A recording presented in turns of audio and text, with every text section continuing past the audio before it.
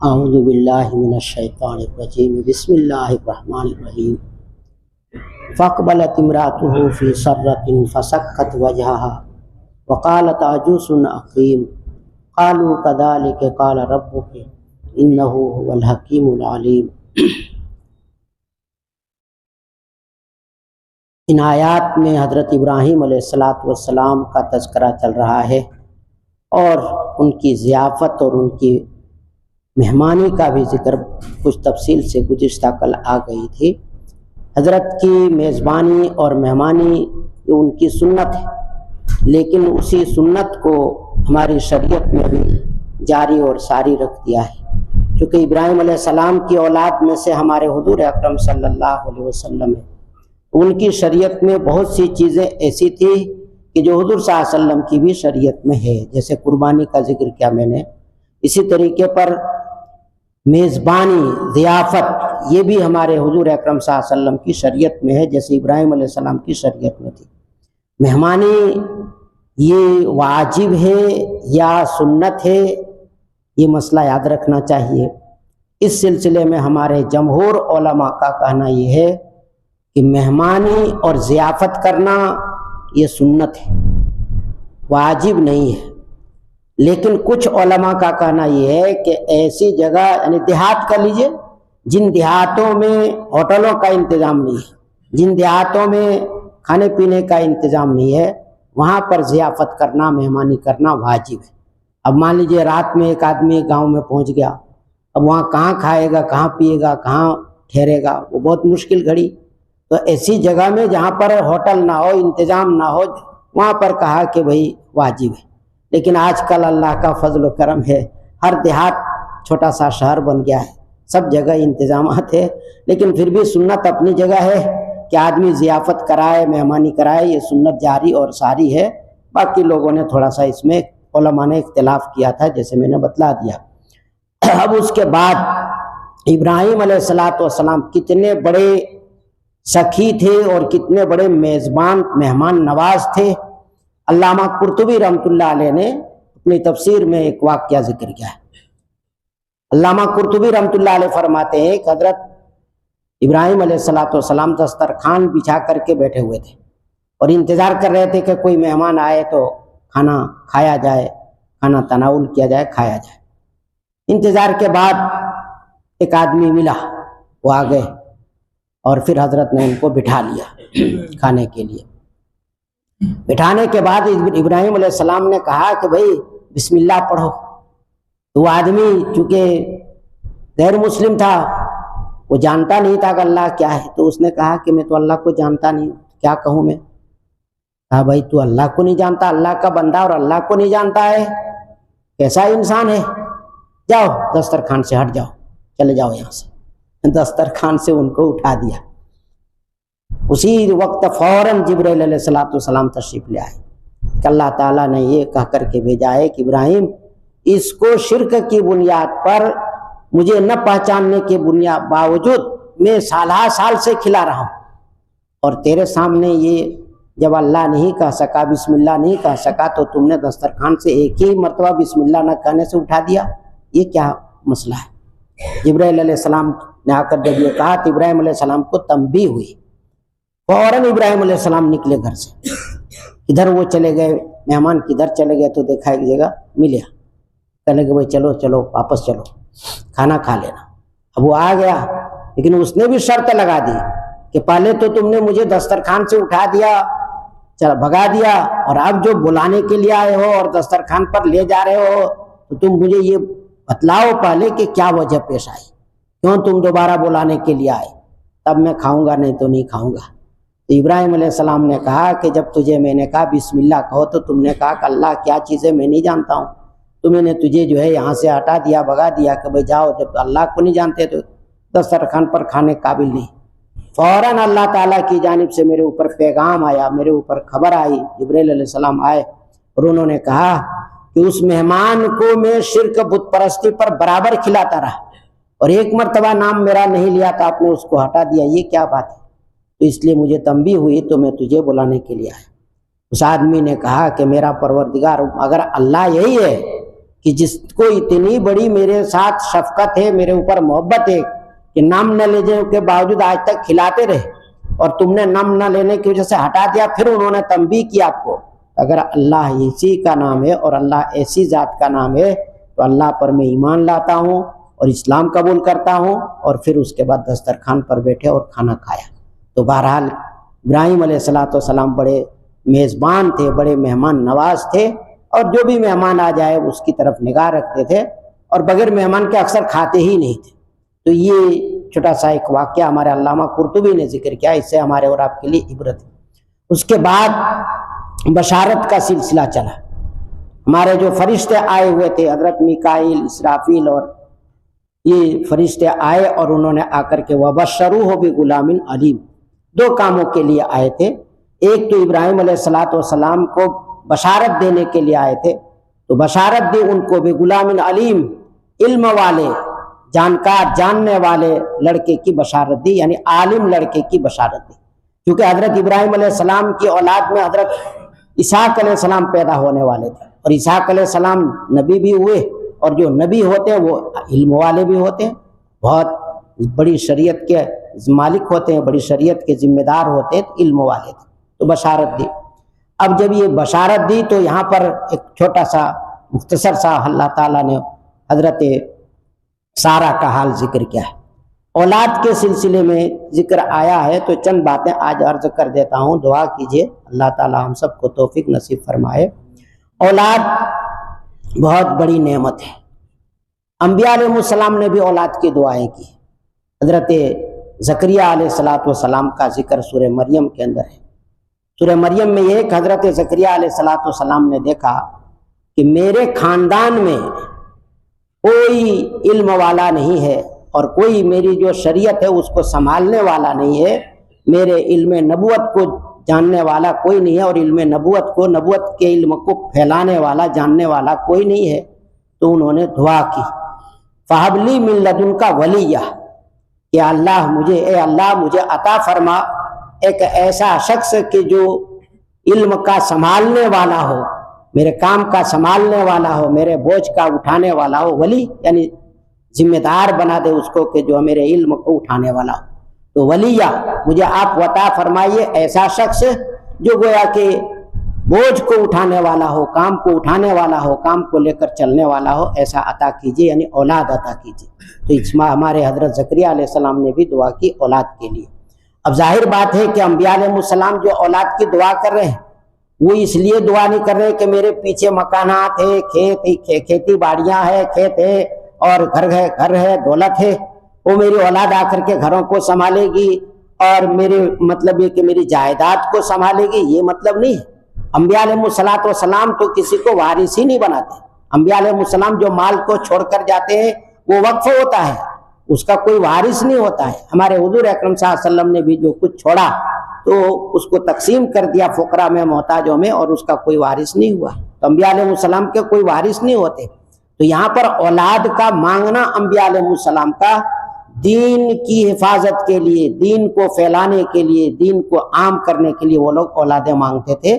حضرت زکریا علیہ السلام نے بھی جو اولاد مانگی ہے کہ مجھے عطا کیجئے ایسا شخص جو ولی ہو، یعنی میرے کام کو، جو حضرت یعقوب علیہ السلام کی شریعت کو میں سنبھال کر کے چل رہا ہوں اور اس علم دین کو پھیلا رہا ہوں، میرے خاندان میں اور میرے جاننے والوں میں کوئی سمجھدار نہیں ہے، تو ایسا ایک سمجھدار عطا فرمائیے، یہ دعا کی۔ اس کے بعد اولاد کے سلسلے میں بہت سارے واقعات آج ہم اور آپ دیکھ رہے ہیں۔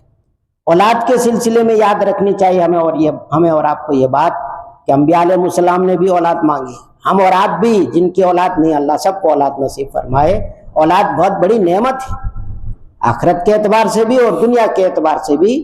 یہ کبھی موقع آئے گا اولاد کے سلسلے میں تفصیلات تو وہاں ذکر کروں گا، لیکن آج خلاصہ مختصر یاد رکھیے کہ اولاد جو ہے اللہ تعالیٰ سے بندہ مانگے، اللہ کے علاوہ کوئی اولاد نہیں دے سکتا، چاہے کتنا ہی بڑا ولی ہو، کتنا ہی بڑا نبی ہو، کتنا ہی بڑا بزرگ ہو، اللہ کے سوا کوئی اولاد نہیں دے سکتا۔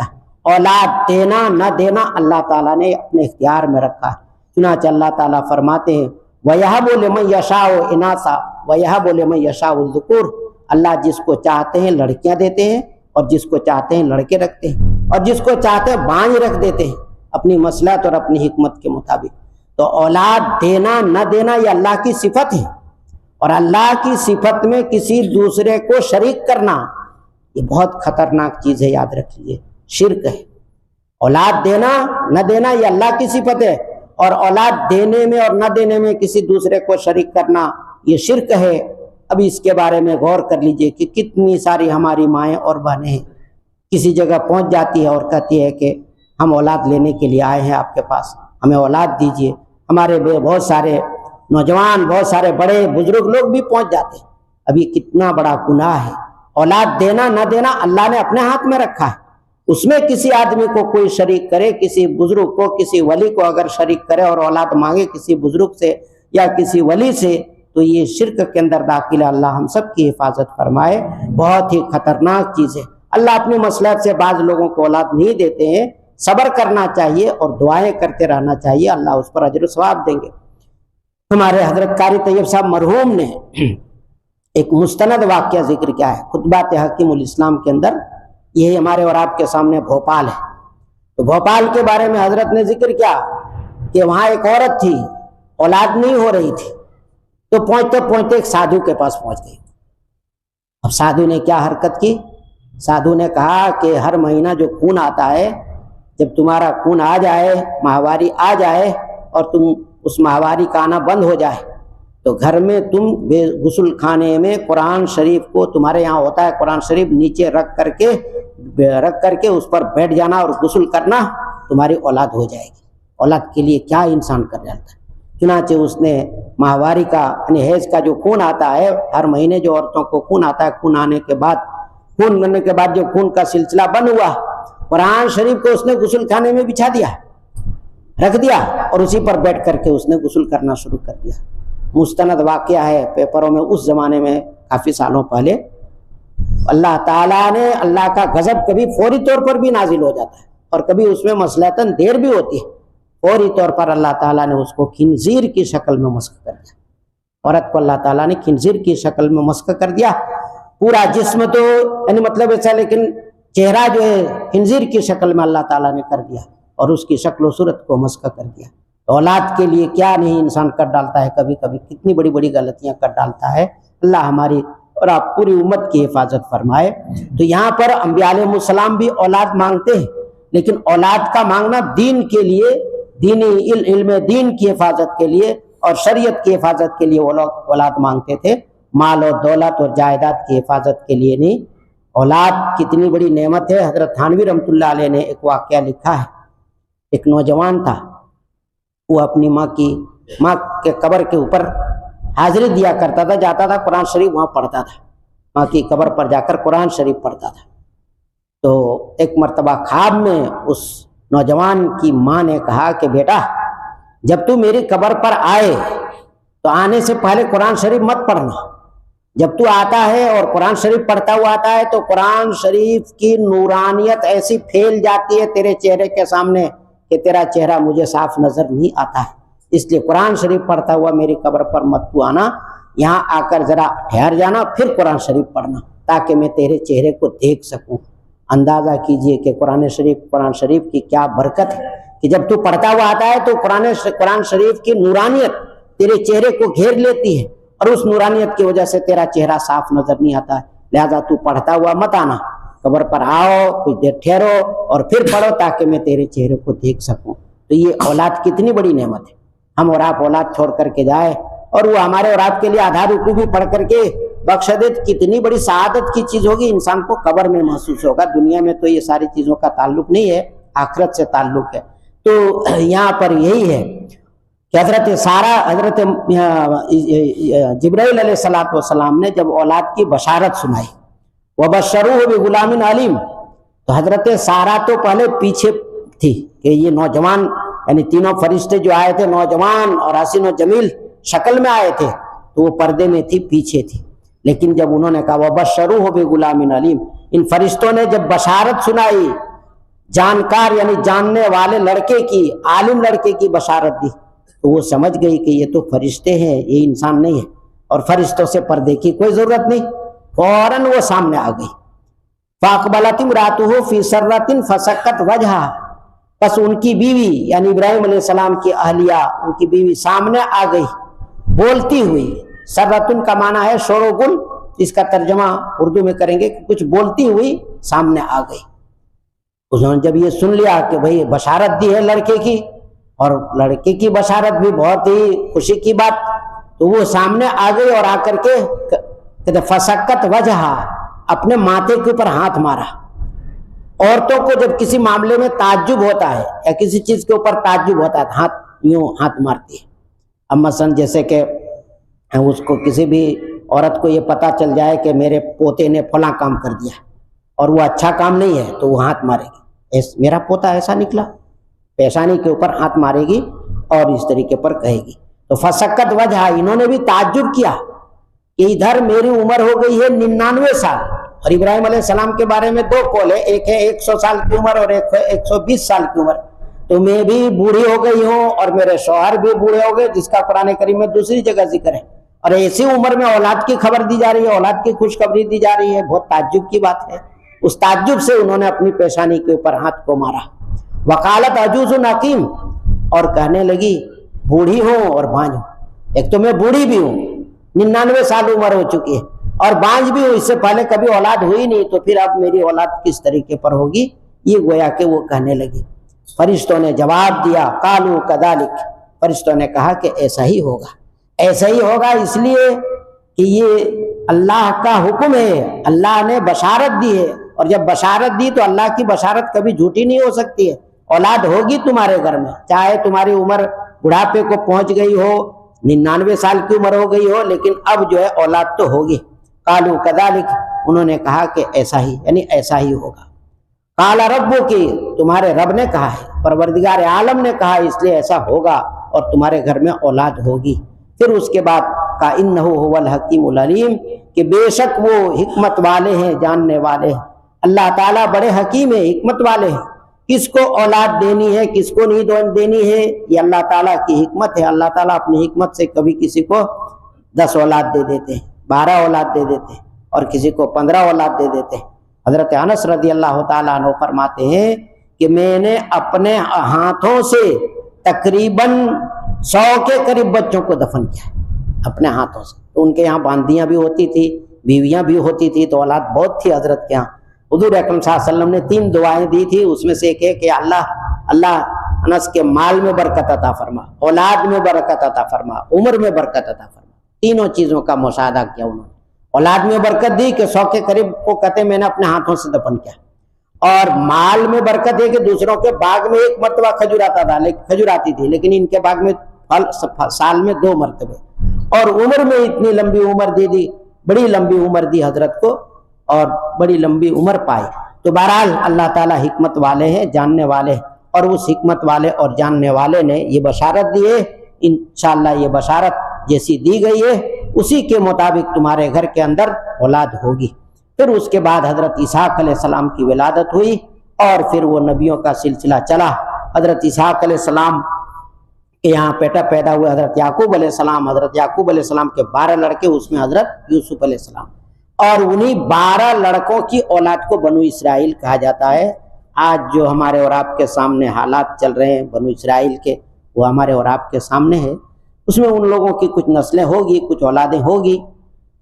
اس کے بعد چونکہ ایک تو بشارت دینی تھی فرشتوں کو، اولاد کی بشارت سنانی تھی حضرت ابراہیم علیہ السلام، اور دوسرا ایک اہم کام لے کر کے آئے تھے۔ اللہ تعالیٰ نے پہلی قوموں میں جب نافرمانیاں بڑھ گئی، شرک اور بت پرستی تو اپنی جگہ رہی، لیکن دوسری برائیاں جب بڑھ گئی ہے تو اللہ تعالیٰ نے دنیا میں ان پر عذاب کو مسلط کیا۔ چنانچہ حضرت نوح علیہ السلام کی قوم پر دیکھ لیجیے عذاب کا ذکر قرآن کریم میں، حضرت لوط علیہ السلام کی قوم پر بھی عذاب آیا۔ لوط علیہ السلام کی قوم کفر اور شرک میں تو مبتلا تھی ہی، لیکن اس کے ساتھ ساتھ ایک برا عمل، بہت ہی کبھی فعل ان لوگوں میں یہ عام ہو گیا، ایک کبھی کام نام ہو گیا، عمل جو ہے عام ہو گیا تھا کہ لڑکوں سے اپنی ضرورت کو پوری کرتے، مرد سے اپنی خواہش پوری کرتے تھے، اور اپنی خواہش کو پوری کر کے مست، تو عورتوں کو چھوڑ کر کے مردوں سے اپنی خواہش پوری کرتے تھے۔ یہ اس قوم کی قباحت تھی اور برائی تھی۔ اللہ تعالیٰ کے نبی حضرت لوط علیہ السلام تشریف لائے، وہ سمجھاتے رہے، بجھاتے رہے، لیکن ظالموں نے ان کی بات نہیں مانی۔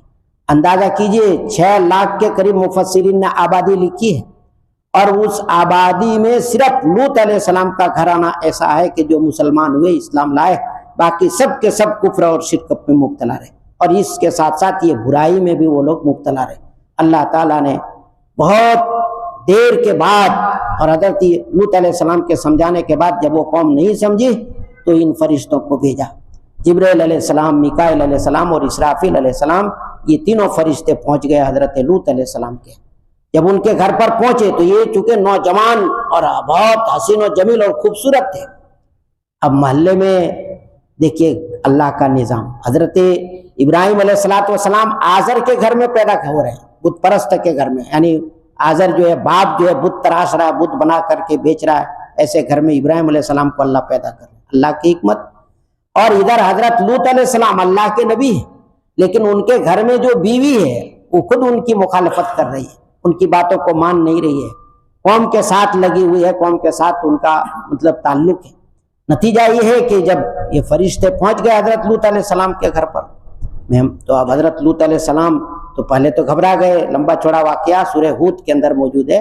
اللہ تعالیٰ یاد رکھیے انبیاء علیہ السلام کے واقعات کو کہیں کہیں بہت تفصیل سے ذکر کرتے ہیں، جیسے حضرت موسیٰ علیہ السلام کا واقعہ، حضرت عیسیٰ کا، بعض جگہوں میں بہت تفصیل سے، اور کہیں کہیں اشارے میں ذکر کر دیتے ہیں، بہت مختصر، یہاں پر بھی بہت مختصر ذکر کیا ہے اور دوسری جگہوں میں تفصیل سے ذکر کیا ہے۔ حضرت لوط علیہ السلام بہت زیادہ پریشان ہوئے اور بیوی نے جا کے محلے میں کہہ دیا کہ تم لوگ کہاں ہو، دیکھو میرے گھر پر، یعنی حضرت لوط کے گھر پر بہت حسین و جمیل لڑکے آئے ہیں، بہت خوبصورت مہمان آئے ہیں۔ سارے لوگ چپٹ پڑے آ کر کے جمع ہو گئے اور حضرت لوط علیہ السلام سے کہنے لگے کہ یہ ہمارے حوالے کرو، ہمارے حوالے کرو۔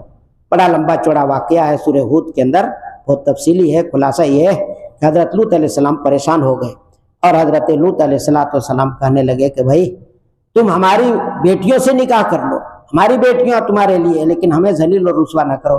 وہ کہنے لگے کہ ایسی باتیں ہم سننے کے لیے تیار نہیں، دیواروں سے کودنے کی کوشش کرنے لگے۔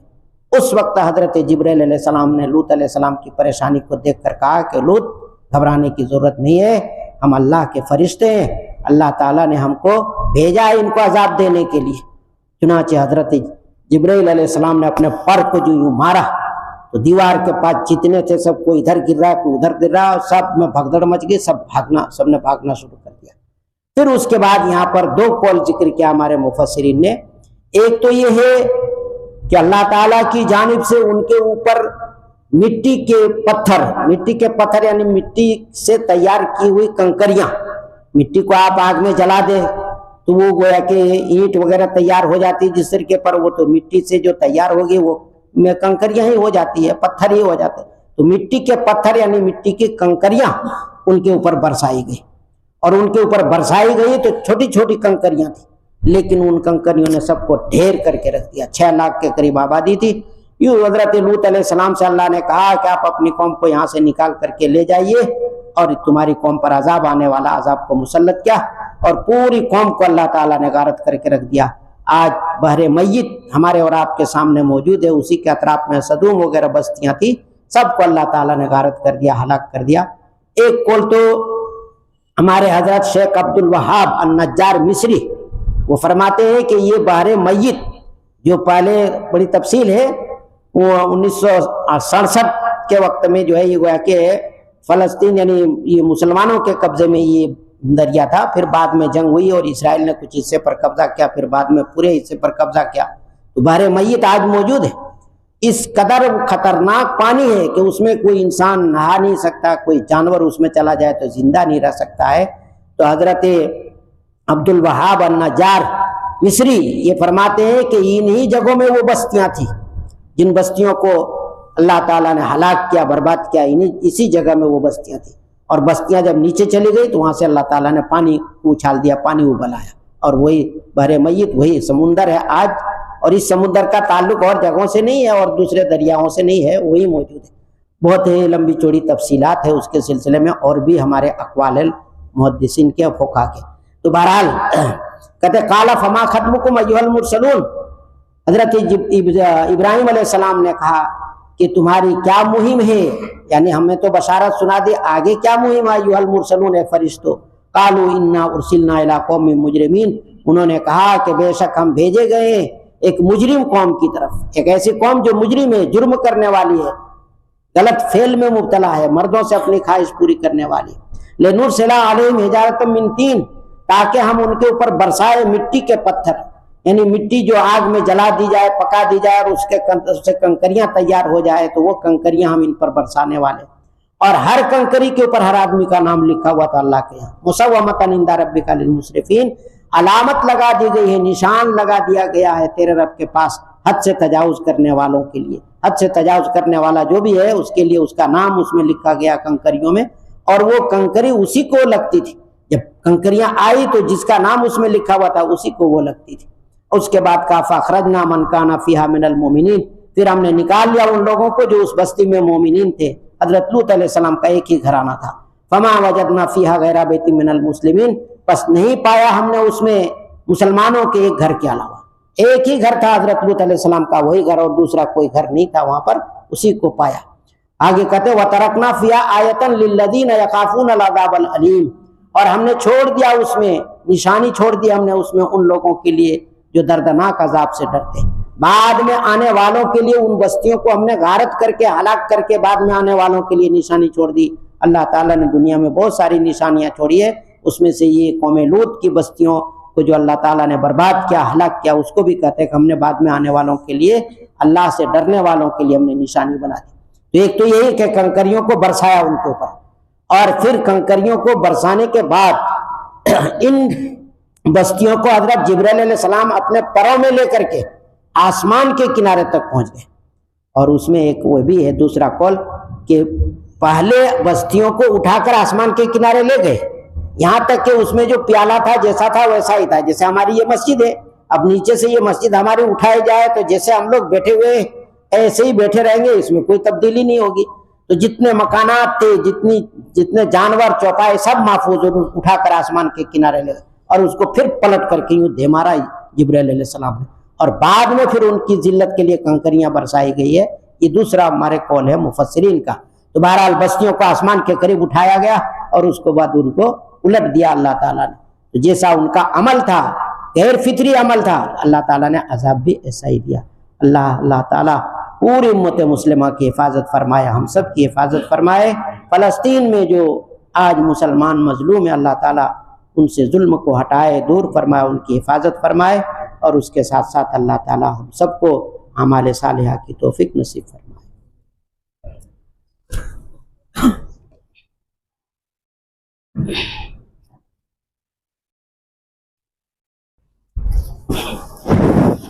بسم اللہ الرحمن الرحیم۔ یا حی یا قیوم برحمتک نستغیث، یا حی یا قیوم برحمتک نستغیث، یا الہ العالمین، یا اکرم الاکرمین، تو ہم سب کی مدد فرما، ہم سب کی نصرت فرما، پوری امت مسلمہ کی تو حفاظت فرما، یا الہ العالمین، یا اکرم الاکرمین۔ یہ مبارک مہینہ تو نے ہم لوگوں کو عطا فرمایا ہے، یا اللہ مبارک مہینے کی برکت سے ہم سب کو صدق دل سے توبہ کرنے کی توفیق نصیب فرما، ہم سب کے گناہوں کو معاف فرما، ہم سب کی لغزشوں سے تو درگزر فرما، ہم سب کی خطاؤں کو تو معاف فرما، یا الہ العالمین۔ یہ گھڑیاں بار بار نہیں آتی ہے، تو نے مقدس گھڑیاں ہم سب کو نصیب کی ہے، یا اللہ ہم سب کو صدق دل سے توبہ کرنے کی توفیق نصیب فرما، اعمال صالحہ میں لگے رہنے کی توفیق نصیب فرما، ایمان پر استقامت نصیب فرما، ظالموں کے ظلم سے پوری امت مسلمہ کی حفاظت فرما۔ ظالم تلے ہوئے ہیں مسلمانوں پر ظلم کرنے کے لیے، طرح طرح کے قوانین، طرح طرح کے مسئلے کھڑے کر رہے، یا اللہ تو قادر مطلق ہے، تیری قدرت کے سامنے کسی کی طاقت اور قوت نہیں ہے، یا اللہ تو اپنی طاقت اور قوت کا مظاہرہ فرما، ہماری ماں بہنوں کی آبرو عزت کی تو حفاظت فرما، مسلمانوں کی حفاظت فرما، ہمارے گھروں کی حفاظت فرما، محلوں کی حفاظت فرما، یا اللہ تو ہم سب کی مدد فرما، نصرت فرما۔ صلی اللہ تعالی علی خیر خلقہ محمد وآلہ وصحبہ اجمعین برحمتک یا